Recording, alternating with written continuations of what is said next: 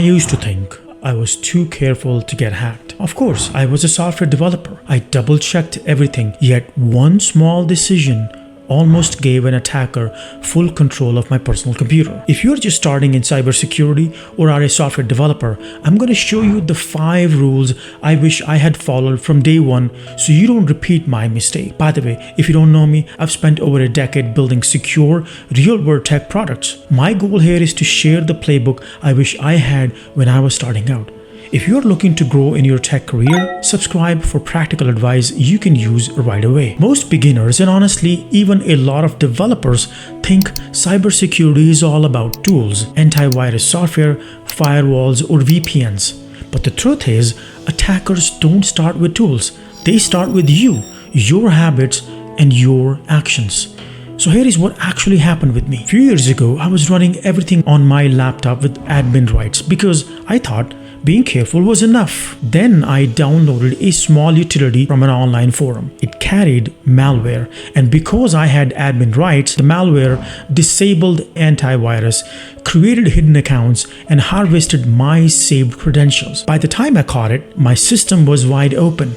That one mistake taught me the first rule of cybersecurity: the rule of least privilege. What this rule says is that only grant the minimum privileges necessary to perform a task. What that means is that elevated rights should never be the default, which was the case in my situation. For example, when a software developer works in admin mode by default, a phishing email, a malicious software, or even a browser exploit, all of it executes with maximum privileges.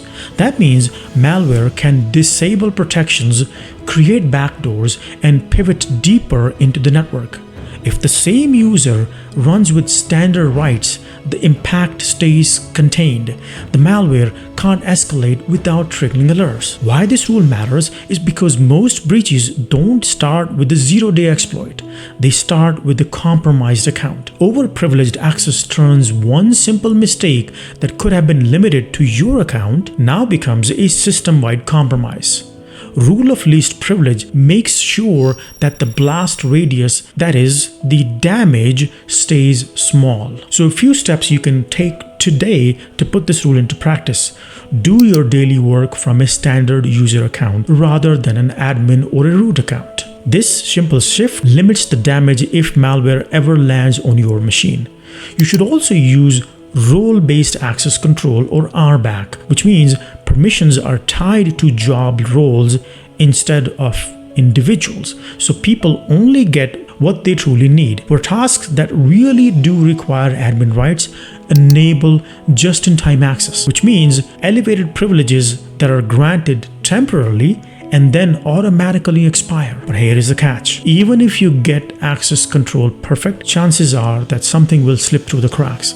So how do you stay safe? And that brings us to our rule number 2, the rule of defense in depth, which says never rely on a single line of defense. Build multiple overlapping layers of security so that if one fails, the others still stand.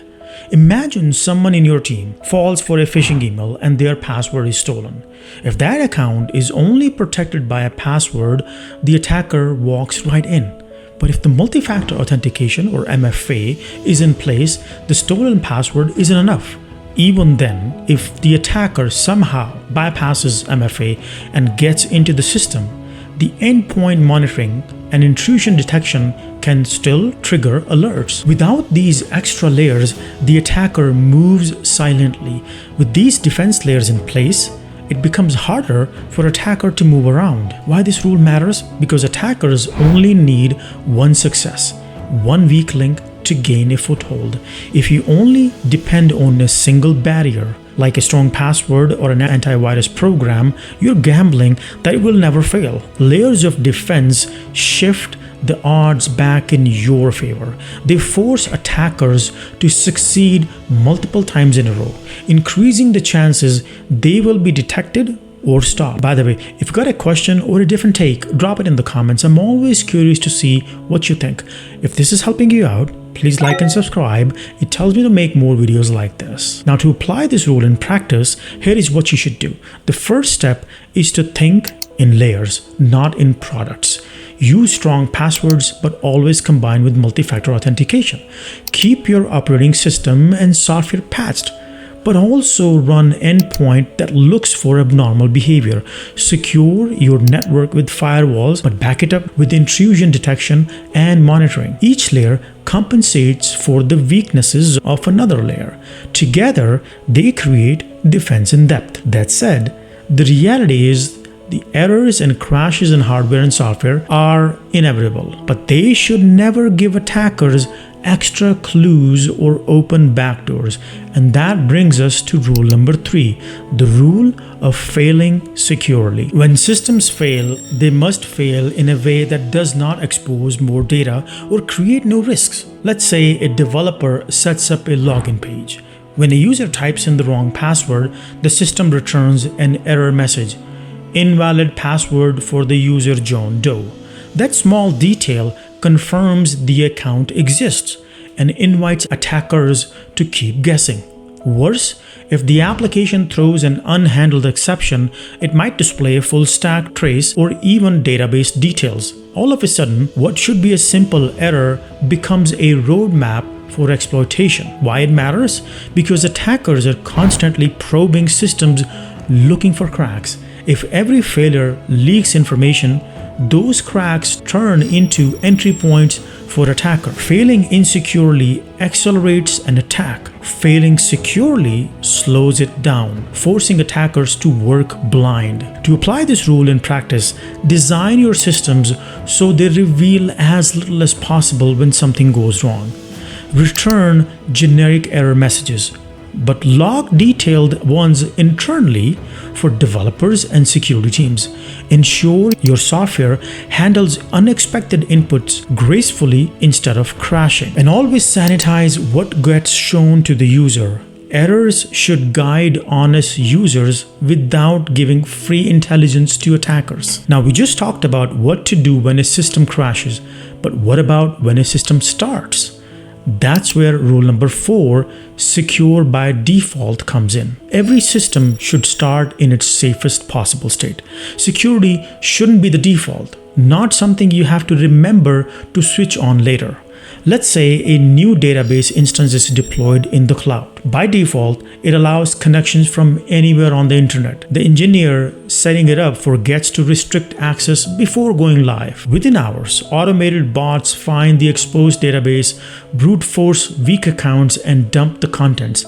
If that same database had shipped locked down, accessible only from trusted networks until explicitly opened, the oversight wouldn't have created a breach. Most people don't change defaults.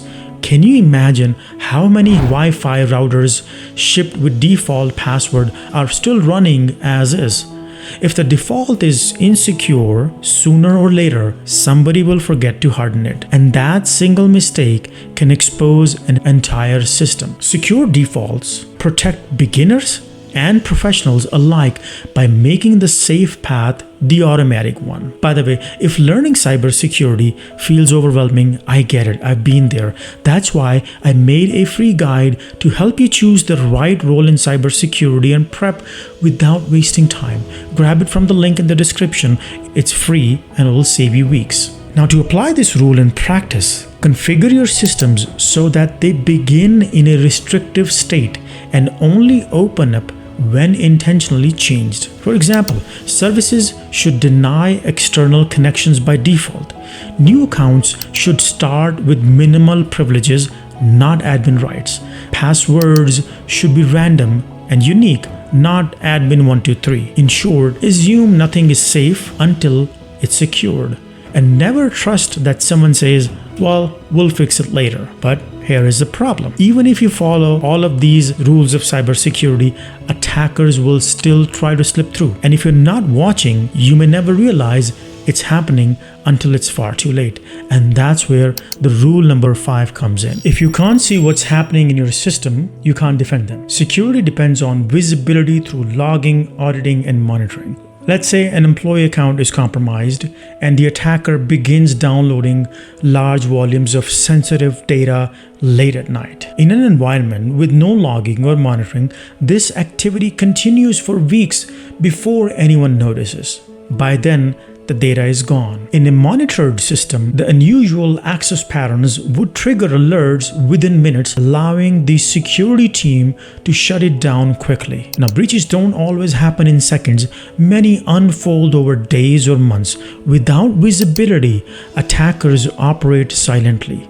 With strong monitoring, you spot the smoke before it becomes fire. Detection is just as important as prevention. To apply this rule in practice, enable logging at every critical layer: systems, applications, and networks. Centralize those logs so they can't be tampered with. Monitor them continuously for anomalies like logins, privilege escalations, or unusual data transfers. Review alerts and act on them. Logs are useless if nobody's watching them. But here's the thing: knowing the rules is one thing, applying them in real-world situations is another. And that's why in my next video, I'll walk you through cybersecurity projects you can actually build to put these fundamentals into practice. You can find that video right here. Go check it out and start turning these rules into skills you will actually use. See you in the next video.